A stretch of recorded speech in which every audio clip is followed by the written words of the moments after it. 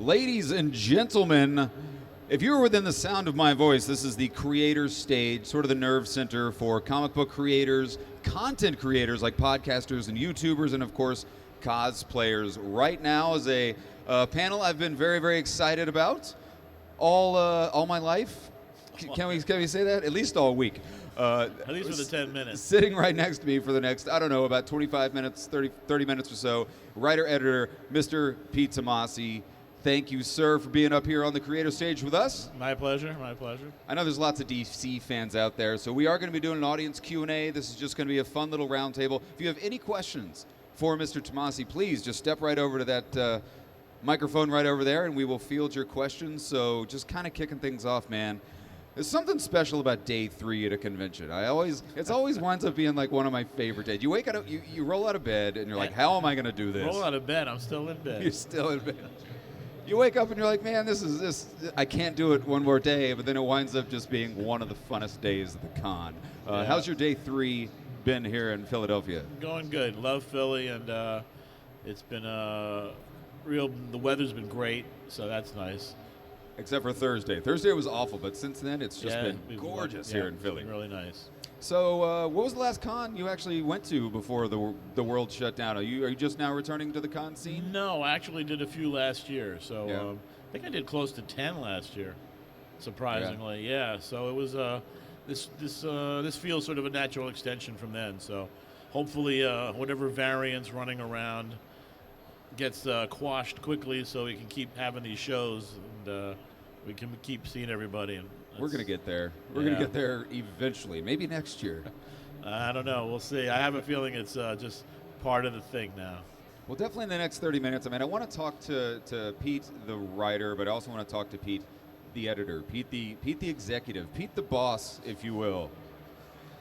You wear a lot of hats, sir. I did. I was a DC Comics editor for 15 years before I went fully freelance for DC. I signed an exclusive with them in 2006 after working in I started out as an assistant editor in 91 or 92 and worked my way up to be the Batman group editor. And during the course of that time, I was lucky enough to write several things while on staff, which was uncommon for DC. Marvel was very much a company that allowed a lot of their staff to work on the books, but DC was very much, hey, we should let the people out there trying to make a living. But I was lucky enough to get a few stories done, and Paul Levitz was really great about it, but was very, very, very honest and said the first set that I feel that you're just hacking it through for money, you'll never write again. And luckily, they signed me up for another 15 years writing-wise. So. No coasting on the Tomasi name. No DC. I have a very strong work ethic. That's cool. Well, I mean, as an editor in the comic book world, we had Mr. Dan DiDio up here. We've had a lot of Bill Morrison was up here the other day. We talked a lot about editing. What do people like yourself and Dan? I mean, what do you look for in new rising talent? Like, do you have a checklist of things, or do you just kind of go with your gut? Yeah, you do go with your gut a lot, but most of the time it's obviously easier, as everybody knows, to see an artist samples and say, this guy's ready, this guy's got the chops, or this guy's got a real distinct vibe, and let me see if I can put him on some. Well, back then we had something called Showcase, so you'd try to fit a newcomer into one of those books. To get their, start working on their chops, on their artistic chops. So, so you could definitely see that. But, it was easy as an artist, and I think it still is as an artist to break in. As a writer, it's really tough because when you're an editor and you've got 10, 15 titles you're trying to put out in a month, and reading scripts, not just the present scripts, but scripts that are due in, the next 6 months, the chance to get to that stack of stuff of new writers who just send in scripts. It's very, very, very rare that you'll pick one out. And these days, I think what writers have going for them is that, if you want to be a comic book writer, you've got all these great platforms, social media-wise, that you can get your work out to. And eventually, I really do believe that, if you want to work for the big two, there's nothing. I think these days you should be working for yourself pretty much. But if you do want to work on those great characters, the chances of being seen are a lot greater as a writer now, especially if you can find an artist that has at least a professional presentation. Is that? I mean, I've heard I've heard people like Mark Waid kind of echo those exact same sentiments. Start your own book, go indie. Is that just a line that people like yourself, editors, just feed you so the books stop coming in and the scripts stop coming in? No, or is that legitimately I think have you seen people excel? Oh yeah, I mean absolutely. I think now is the key. I think back when I first started, that obviously wasn't even something that you could do, a tangibility, but now you could do it. I mean, if I was starting out now, I'm not sure if I'm a writer, I would be really spinning my wheels trying to get the big two to notice me. I would be out there trying to create my own IP. And, you have to think of yourself, too, as, there's a lot of artists out there who worked for the big two who are really good and solid, and they're not working anymore because maybe they're 60 years old, but they can still draw great. They can still draw a solid professional comic. And if you want to put a best foot forward and show a really nice presentation, you can contact a lot of these guys now through social media, offer them a livable wage to do 20-page story that you've got, so that when you get it out there, it looks professional. When a Hollywood producer sees it, it looks professional. So you have a lot of there's a lot of benefits right now to doing that, going straight to your own create your own stuff. Yeah. What's something you see, I mean, as an editor, that just drives you nuts and you just see it time and time again from newbies? Stuff that comes across your desk, you're like, oh God, this guy again, red ink everywhere. That's with artists too. You find a lot of artists. Over the years, I remember seeing several guys and girls that were just drawing the same shots over. They never varied their camera angles. They never worked on their faces. And one of the main things is, and a lot of artists I know hear this, is you really should draw from as much of real life as possible. If you just focus too much into comics, your stuff isn't going to have a real grounded look. Because I think once you have the grounded look, then you can break it, and then you can start to find your own style. So I think it's really key to learn how to draw basic compositions and picks, look at films, obviously, and other great artists who can vary their camera angles and tell you a story. Because right now, one of the things that I think editors are looking for are storytellers, not just people who can draw a nice illustration. There's the very rarity now of guys who just want to draw pinups and illustrations. And, if you can tell a story with pictures as an artist, I think you'll find somebody to find you. Yeah. I mean, just speaking of going back to writers and stuff, you said in a previous interview, and I've also heard this from people like Mark Waid, is that one of the tricks to writing comics is to read things outside of comics. Yeah. Don't read comics. Waid says, read the encyclopedia, read the newspaper. Yeah. What kind of stuff would you recommend would-be writers do to kind of hone their craft outside of the comic book? I think that really that hit what Mark said is, I mean, I hate to say it, but I mean, I haven't read many comics. I think I've maybe read 10 comics in the last year, maybe. The only way, when you're writing comics, I don't feed my mind, or I don't feed my, I hope, creativity and my imagination by reading more comics. What I do is I just read the papers every day. I read a fiction book and a nonfiction book. I keep flipping between those all the time. And magazines. I mean, everything that's out there, the media, the media platforms that you can read from.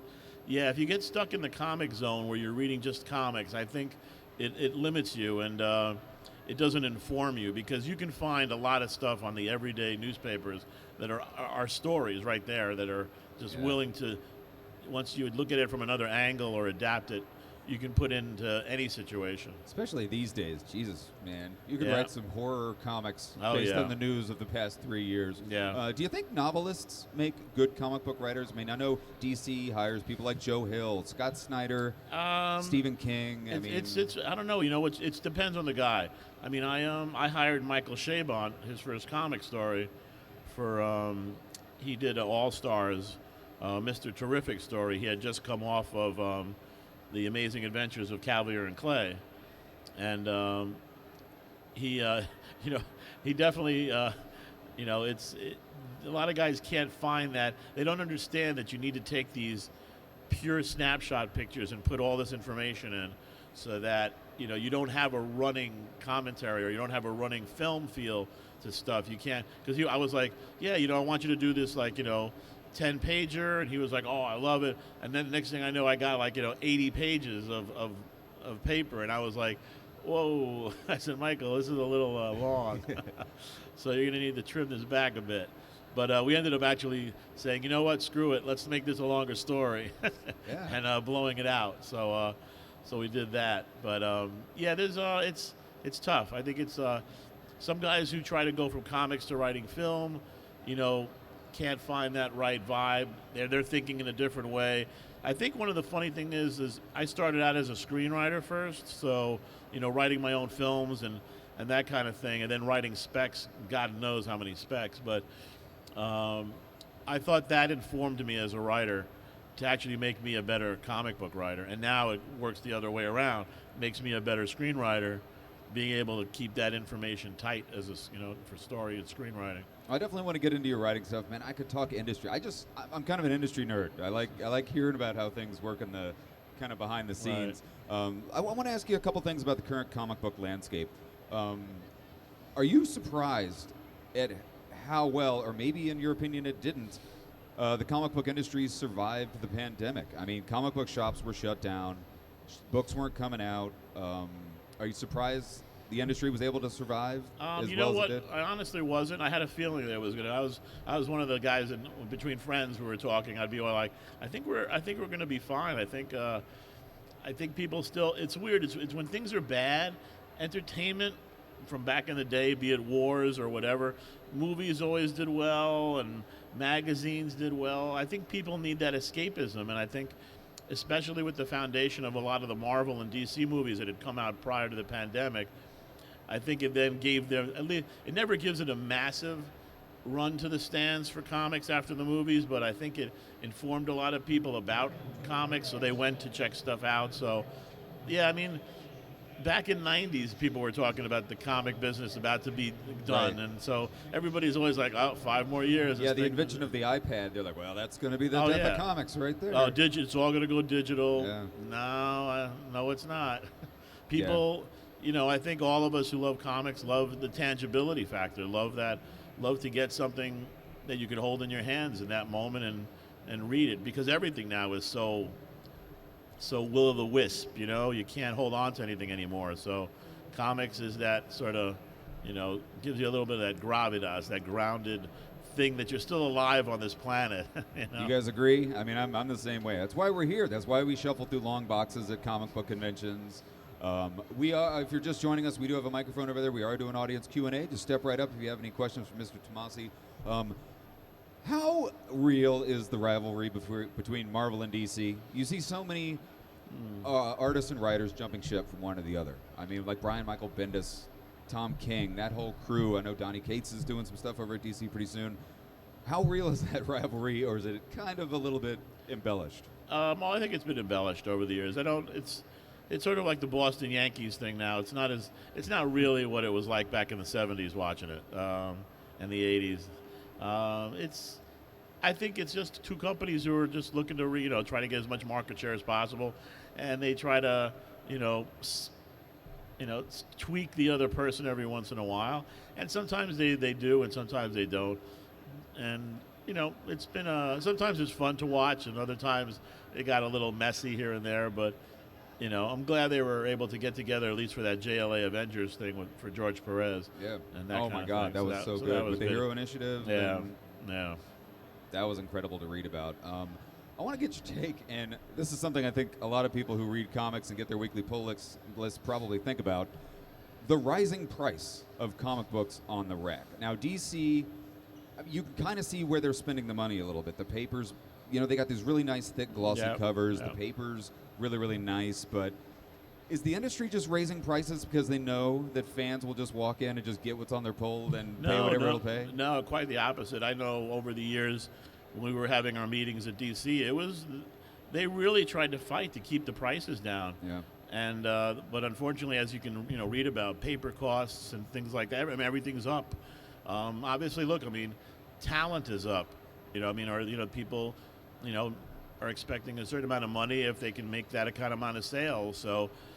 So everything across the board is up. And look, I mean, I think DC would love to have a book at $1, and then maybe Marvel too, where they can move volumes of it. But that train has long since passed, and I think now it's just. I don't think they want to milk it, but it gets tough. Growing up, my first comics were costing 15 cents, so it was to spend what you guys spend now, and I really it'll be rare when I walk into a store and buy something, but when I do, I want to just make sure I'm spending the right money. You just can't walk into a store and you pick up 5 comics and you're like, oh my God. I don't know. I'm the kind of guy that walks in, just picks up his pull list, swipes the card, and is like, wow, that was a really expensive week, but I got all my books. So but look, I mean, I went in, I got the artist edition of John Buscema the other day, and that was like $100 some odd, a beautiful book. Yeah. But comics on a monthly basis, weekly, going in every Wednesday, Tuesday, it's pricey. And look, I'm happy you guys are out there still doing it because, I know I need to send my kid to college, so it works out, well. So as long as I think as long as people feel they're getting something from it, people will keep paying, just like be it movies or whatever, where. People now feel they don't want to go to the movies because it costs so much. If they don't want to see a drama, they want. Unfortunately, those kind of films now are being more geared to TV and streaming, where, people spending $100 for 2 people going out or 3 or whatever. They want to see something big, and they want to see, they some want their spectacle. hair blown back. Yeah, for sure. Something that's 3 hours and has Robert Downey Jr. in it. Yeah. What's your take on this? Is another thing that fans talked a lot about is variant covers, the craze of all the variant covers, the variant movement, as it were. I mean, how do you feel about that? Do you think it's a little bit of a overkill? What's the benefits for the industry versus is it just something that so fans can trade books for more money? I think that's what honestly. I think if fans didn't buy them and enjoy them, the companies wouldn't make them. And I think it really boils down to that. I think sometimes if we build it and you come, we're going to keep building it. See, and now we're starting to get the goods. And I think variants are, sometimes they do way too many, but I think there are times where, I'm doing a book called Snipe and Slug that's going to be coming out from Image, hopefully at the end of the year, and we've got a lineup of some beautiful variants. But I wanted to keep it. I didn't want to go crazy with it, so I kept it a certain amount.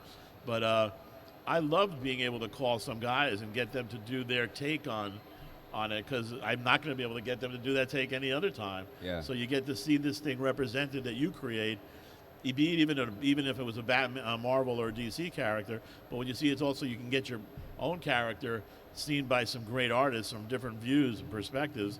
Yeah, it's pretty cool. So who makes that call?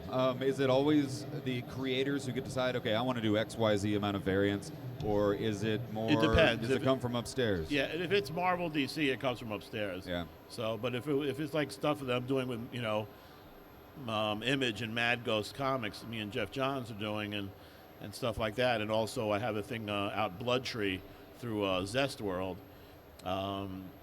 where we're making the calls on that stuff. Yeah. Let's talk about kind of some of the projects you're currently working on, man. Can you give our audience sort of breakdown of everything that not everything, but no, there's not a lot at the moment. Give us a list of everything you're working on that you're really, really proud of and excited about. Well, the 2 things that I'm really into right now is, like I mentioned, Snipe and Slug. That's a book that will be coming out from Image hopefully at the end of the year. It's by Brad Walker, who I did a lot of Batman stuff with recently. It takes place, it's a sci-fi book, action, and it's about don't want to give too much away, but it's about this sniper, a space sniper, whose sister is a bullet. His sister is about that big, and she's the best bullet around. That's awesome. And another book is called Blood Tree, and that's out by zestworld.com right now if you go online. There's a bunch of us: Jimmy and Amanda, Palmiotti, Amanda Connor, Phil Jimenez, Eric Canetti, Alex Segura. We have some stuff up there right now that you can check out for free. It's one of those subscription things. So there's free tier, a yearly tier, and then like a crazy yearly tier where you get a lot of stuff. So right now, Snipe and Slug and Blood Tree just came out Thursday. So you can go and if you come over to the booth, there's a QR code you can take a picture of and check out the first few pages of, and check it out. Well, to try to cover, obviously your career in 30 minutes is absolutely impossible. I mean, it would take an entire convention, but I wanted to kind of do a deep dive on these two books in front of me. I don't know if you saw them on the stage. I did it. It is Action Comics 1000 and Detective Comics 1000. And again, guys, we have about 10 minutes left. If you have any questions for yourselves, just step right over to that microphone. Let's start with Action. Action 1000. Tell our audience kind of what went in to the making of this book. I know you had a phenomenal story inside of that book, but tell us about the entire project of Action 1000. That was obviously a big milestone for DC, putting it out. And I mean, the stars kind of aligned for me to be able to work. I was working on both characters at that right time, and got to do the lead stories on Detective 1000 and Batman Action 1000. So that was pretty cool. So it was. And my spin on it was I wanted to make sure that I didn't want to just do a little tiny story. I wanted something that really just had some really visual impact. So I went with splash pages only for the Action Comics one, and for Detective, same thing. I thought having two great artists like Pat Gleason and Doug Monkey. Is this the Doug one? I think. Oh no, that's a Detective one. Because we did what was the other one we did? And then we also did another 1000, right? There was the what was that one? I can't remember what it was. Anyway,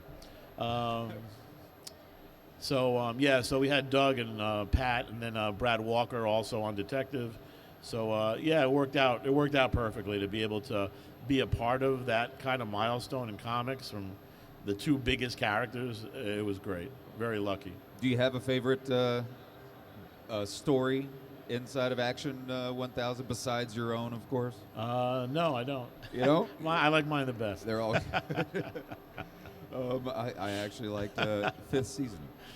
That was great. I'm a big Scott Snyder, Raphael. They were obviously they were all talented stuff, all good stuff.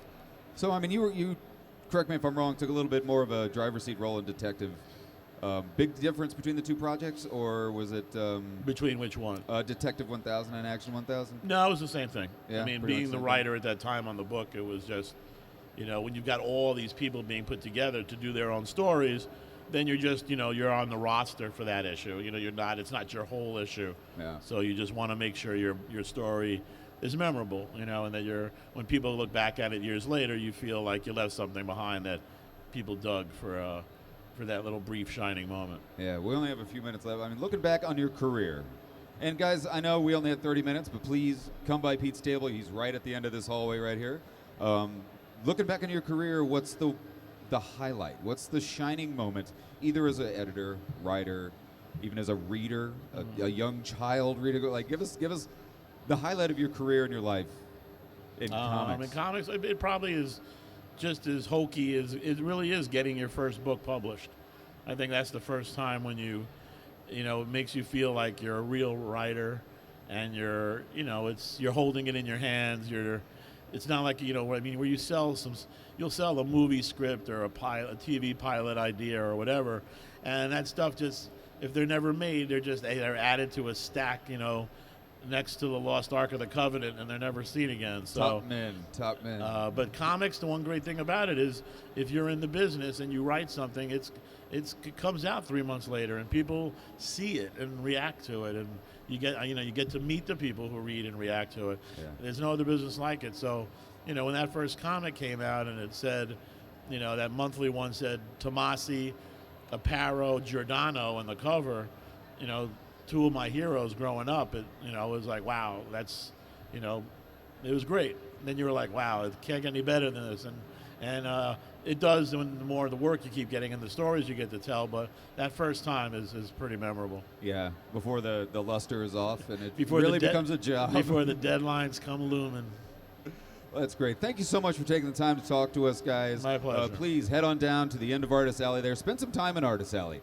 There's lots of room to move around, and head on over to Pete's Table. We got a lot of great stuff here at the Creator Stage all night long, so please stick around. We got a lot of great podcasters coming up, so please, Philadelphia, round of applause for Mr. Peter Tomasi. Thanks for coming by.